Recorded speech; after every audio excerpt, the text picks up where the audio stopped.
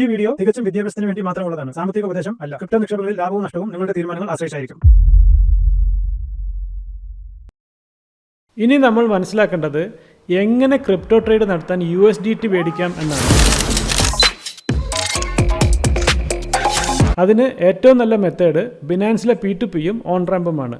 ഇനി നമുക്ക് ബിനാൻസിൽ എങ്ങനെ മേടിക്കാം എന്നുള്ളതിൻ്റെ എക്സാമ്പിൾ മനസ്സിലാക്കാം. ആദ്യമായി ബിനാൻസ് തുറന്ന ശേഷം അതിൻ്റെ ടോപ്പിൽ P2P ക്ലിക്ക് ചെയ്യുക. ഇപ്പോൾ നിങ്ങൾക്ക് അവൈലബിൾ ആയിട്ടുള്ള എല്ലാ സെല്ലേഴ്സിൻ്റെയും ഡീറ്റെയിൽസ് കാണാം. ഇതിൽ നമ്മൾ ഒരു നല്ല സെല്ലറെ സെലക്ട് ചെയ്യണം. പ്രധാനമായും 2 ക്രൈറ്റീരിയയാണ് നമ്മൾ ചെക്ക് ചെയ്യേണ്ടത്. ഒന്ന്, നമ്പർ ഓഫ് ട്രാൻസാക്ഷൻസ് കൂടുതലുള്ള സെല്ലറായിരിക്കണം. 2, നല്ല ഫീഡ്ബാക്കും നല്ല റിവ്യൂവുമുള്ള സെല്ലറായിരിക്കണം. ഇത് നോക്കാതെ ചീപ്പ് റേറ്റ് മാത്രം നോക്കിപ്പോയാൽ നമ്മൾ സ്കാംഡായി പോകാനുള്ള സാധ്യതയുണ്ട്. അതുകൊണ്ട് നല്ല റേറ്റിംഗ് ഉള്ള ഒരുപാട് ട്രാൻസാക്ഷൻസ് ഉള്ള ഒരു സെല്ലറെ നോക്കി സെലക്ട് ചെയ്യുക.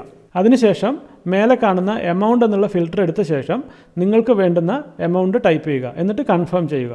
ഇവിടെയാണ് നിങ്ങൾ നിങ്ങളുടെ പേയ്മെൻറ്റ് മെത്തേഡ് സെലക്ട് ചെയ്യുന്നത്. ഇവിടെ നമുക്ക് ഗൂഗിൾ പേ, ഫോൺ പേ, Paytm, IMPS അങ്ങനെ ഒരുപാട് ഓപ്ഷൻസ് ഉണ്ട്. നിങ്ങൾക്ക് വേണ്ടുന്ന മെത്തേഡ് സെലക്ട് ചെയ്ത ശേഷം കൺഫേം അടിക്കുക.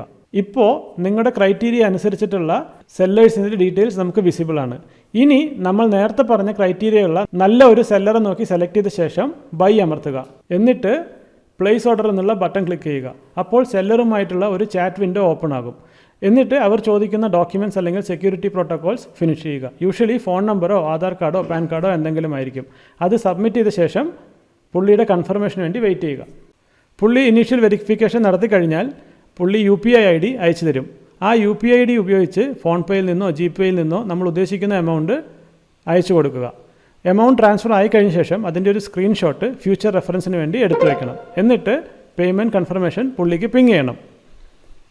നമ്മളുടെ പേയ്മെൻറ്റ് കൺഫർമേഷൻ സെല്ലർക്ക് കൊടുത്തു കഴിഞ്ഞാൽ പുള്ളി പേയ്മെൻറ്റ് വെരിഫൈ ചെയ്ത ശേഷം റിക്വസ്റ്റഡ് USDT എമൗണ്ട് ബിനാൻസിൻ്റെ വാലറ്റിലേക്ക് ഇടും. ഇത് വരുന്നത് ഫണ്ടിങ് എന്നുള്ള അക്കൗണ്ടിലാണ്. നമ്മുടെ അസറ്റ്സ് എന്നുള്ള സെക്ഷനിൽ പോയി നോക്കിയാൽ ഫണ്ടിങ് വാലറ്റിൽ പോയാൽ റിക്വസ്റ്റഡ് എമൗണ്ട് ക്രെഡിറ്റ് ആയിട്ടുണ്ടാകും. ഈ എക്സാമ്പിളിൽ 101.31 USDT അവിടെ ക്രെഡിറ്റ് ആയിട്ടുണ്ട്. ഇനി നമ്മൾ ചെയ്യുന്നത് നമ്മുടെ സ്പോട്ട് വാലറ്റിലേക്ക് അതിനെ മാറ്റുക എന്നുള്ളതാണ്. ഈ കാണുന്ന പോലെ ഫണ്ടിങ് അക്കൗണ്ടിൽ അത് ക്രെഡിറ്റ് ആണ്. ഇതിനുശേഷം ട്രാൻസ്ഫർ എന്നുള്ള ബട്ടൺ ക്ലിക്ക് ചെയ്ത ശേഷം ഫണ്ടിങ് ടു സ്പോട്ട് വാലറ്റ് എടുത്ത് റിക്വയർഡ് എമൗണ്ട് അതായത് $101 ട്രാൻസ്ഫർ ചെയ്യുക. ഇപ്പോൾ നമ്മൾ ഉദ്ദേശിച്ച ഫണ്ട് INRൽ നിന്നും USDT ആക്കി നിങ്ങളുടെ സ്പോട്ട് അക്കൗണ്ടിൽ എത്തിക്കഴിഞ്ഞു. ഇനി ഇത് ഇഷ്ടം പോലെ ട്രേഡ് ചെയ്യാൻ ഉപയോഗിക്കാം.